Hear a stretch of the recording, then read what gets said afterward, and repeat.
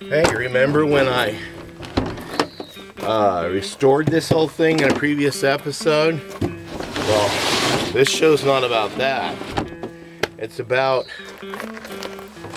we harvested one of our hogs, and I'm getting ready to go pick up the meat at the meat market. So why don't you guys come along?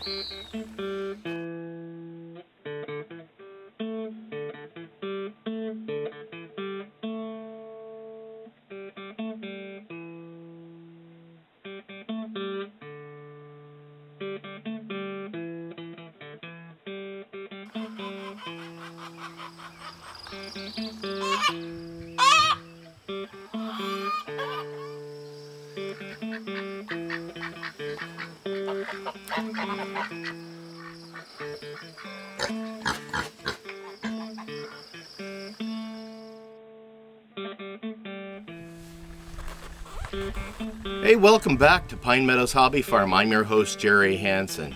A little over a year ago, as you recall in a previous episode, I drove over to Wilderville, Oregon and purchased an American guinea hog boar to breed with my two sows that I had.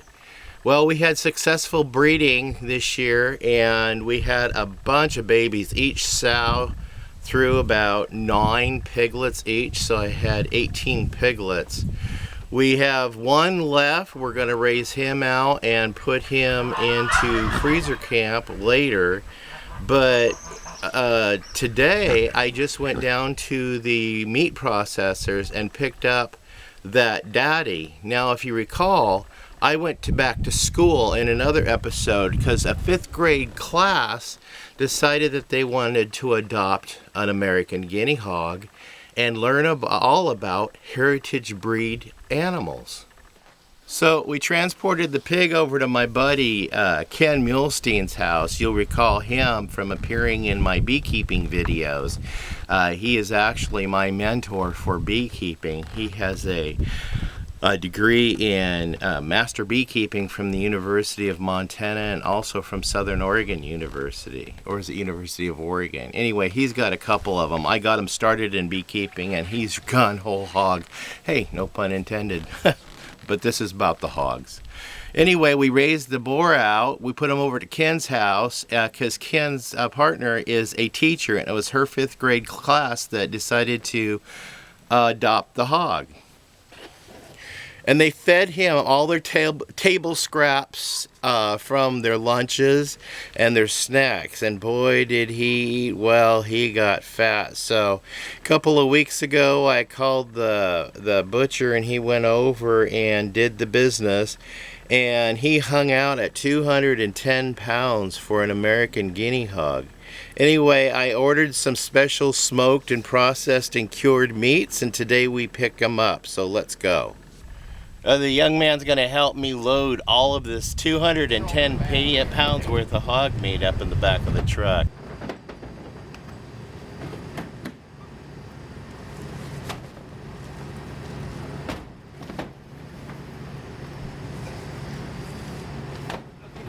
Okay.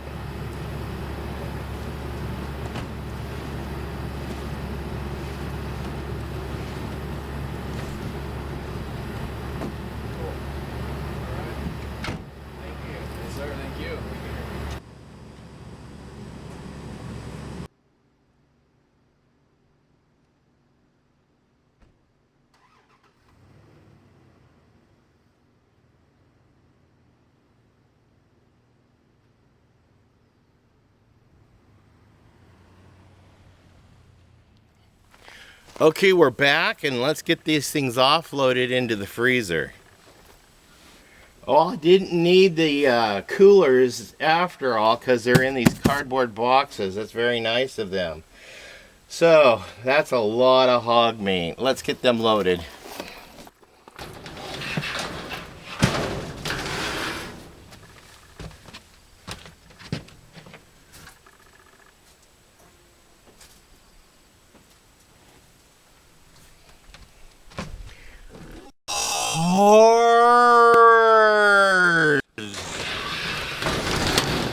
Oh no, what do I do? My freezer is not working. Luckily it was empty. I plugged it in to get it cooled. It ran all night, and there's not a lick of cooling in it at all. No ice formed on the shelves. Man, this is a disaster. Oh no, what do I do with all this meat? Think, Jerry, think. Well, I thunk about it, and I got a solution. We'll just store what we can in the freezers of both fifth wheels and stack the freezer part of the refrigerator, which is kind of empty right now in the house, and see if we can squeeze it all in there. So let's see what we can do. Okay, this is on and it's frozen, so we'll pack some meat in here. Okay, I got the box marked bacon. Let's see how much bacon we got. I made them wrap them in smaller portions because it's just me, my wife, and my mother-in-law. So we'll go ahead and stock that. 1, 2, 3, 4, 5, 6, 7, 8, 9,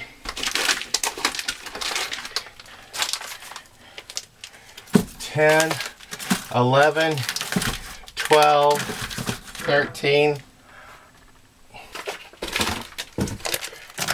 14, 15, 16, 17, 18, 19, 20, 21, 22, 23, 24. 24 packages of bacon. You know what? I'm going to share some of this with my daughter and my son. And I'm also giving some to Ken for feeding the pigs. Let's go see what's in another box. Now this next box is a little bit heavier. It's full of pork chops.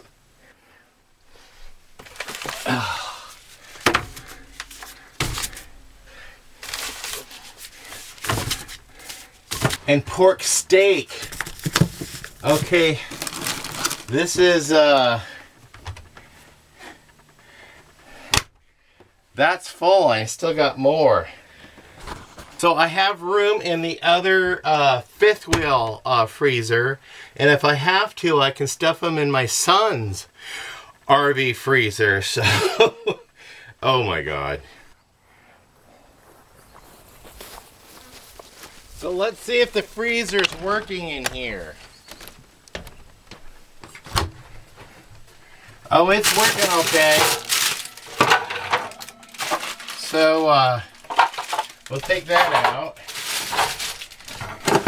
Move that shelf down.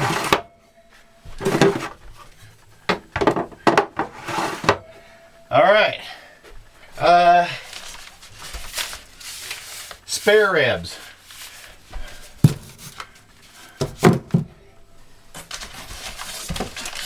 Loin chops. More spare ribs. Loin chops. Pork, sirloin pork chops.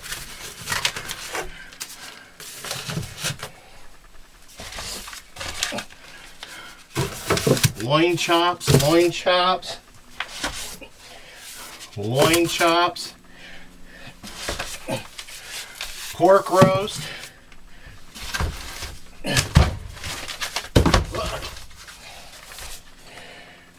Pork chops.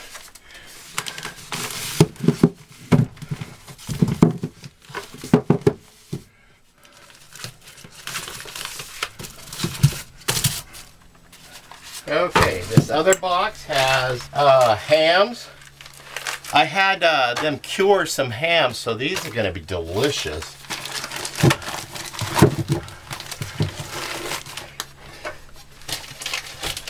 Oh, you can smell the smoke flavor right on them.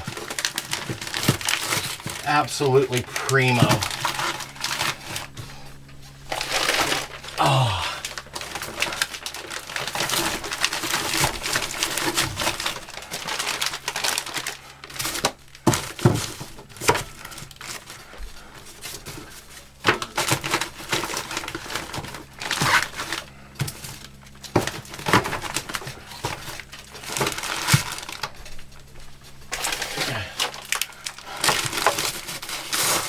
Okay. Wow, got that many hams out of the deal. I got more room in here, so let's go see. Uh-oh, I gotta be able to shut that door. Okay.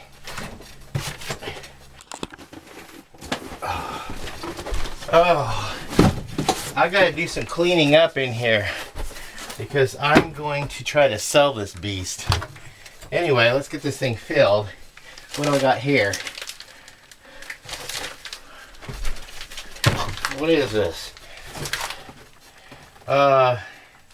Just ham.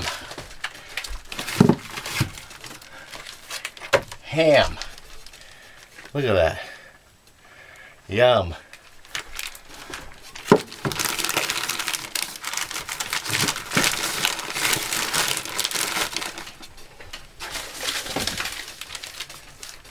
Oh, here's some ham steaks.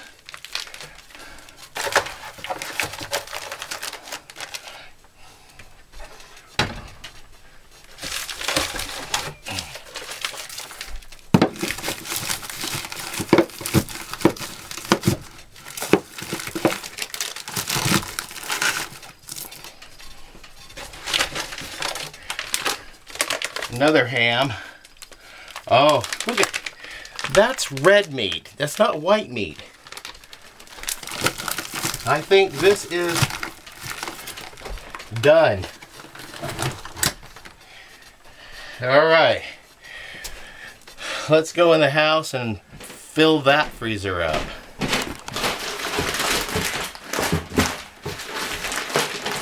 Okay. We got one ham.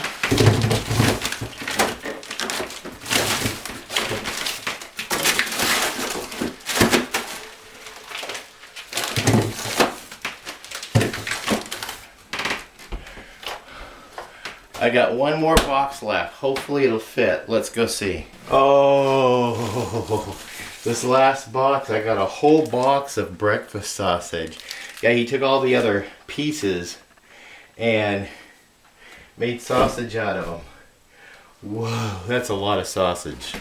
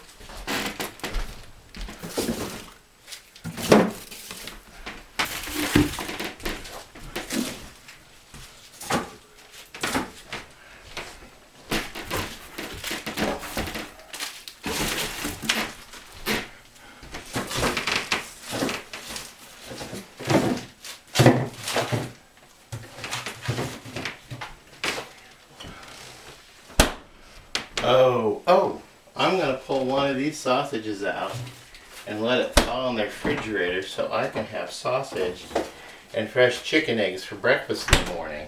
Now that the meat is here and I had enough freezer space, I still have a little bit more space for other stuff in this freezer, but the two freezers on two RVs in this freezer and a big failure with my freezer, yeah, I'm going to go ahead and try to get that other fifth wheel cleaned up and marketed and take some of the revenue from that and buy a new freezer. But we had to make do with what we got. Thank God we had that alternative. Otherwise it would be a huge disaster with no place to preserve all this meat. Now that the meat's here, I can do a review on my Symfonio pressure Instant Pot that was sent to me by the company to try out. So stay tuned for that episode coming up very soon. This is the same concept as this Instapot that my daughter had purchased. So I'm not going to do a side-by-side comparison with them. I'm just going to do an example of working with the Symfonio pressure pot, instant pot. Yeah, I'm going to go ahead and leave a link for this down below that you can purchase it through Amazon. And now all we have to look forward to is some barbecue feasts here on the homestead. Hey, misty, rainy. The freezers are full, even though we don't have a freezer anymore. They're full. We managed to make do with what we had. And I resourced my own hog, which was a great feeling. But this was a little different. The difference was, basically I got somebody else to raise the hog out, and it benefited the education of a bunch of grade school students, and they were able to give it free food, which helped bring the overall cost down of the budget of raising this meat. Now I am sharing half of the meat with Ken and the school teachers, so they'll be benefiting from this as well. I want to thank Ken and Kim for doing this for the kids and teaching them, being able to bring some education into their schoolroom and learning about from farm to fork concept of where their meals come from. There's some vegetables I can harvest for the meal too. That's some that are ready, but not a lot. It's still the growing season. But anyway, going down to the pork, 210 pounds. I weighed in on how much that I paid for the hog in the first place, how much I spent on feed, and then how much the slaughter and cure and wrap cost for the butcher. And calculating all that's said and done, per pound it cost about $2.15 per pound is what it came out to be. And in our local market, pork is going for about $4.50, $4.60 a pound. So that's a cost savings of 50%.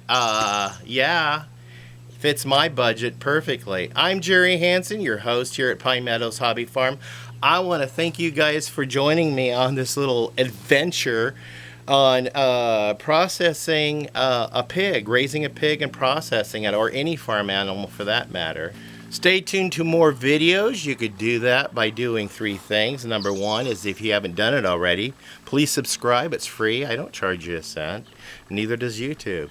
You can also click that bell icon. That will alert you to new videos as I upload them. And if you're already a fan and already a subscriber, please join us and continuing our adventure on how we're learning how to homestead. You can also follow us on social media. We're on Twitter, Facebook, Pinterest, Reddit, Blogger, Instagram, Snapchat, Tumblr, and LinkedIn, and now on Parler. Please give me a thumbs up. That really helps out our channel. Something else that helps out our channel is leaving a comment or a question. I do sit down in the evenings and I read all questions and comments, and I get back with you as quickly as I possibly can. Also, you can share my videos on those social media platforms, on wherever you guys have your social media at, and that exposes others to our show and what we're doing, like homestead crafts, backyard mechanics, photovoltaics, raising farm animals, gardening. There's a whole bunch of things. It's like a magazine that I provide here through YouTube on my show. It's close to that time. I have to go load my stuff up in the car and get it taken down to deliver it to the fair for the fair exposition. And that happens today in 2 hours. So we'll see you guys in more videos. Bye-bye.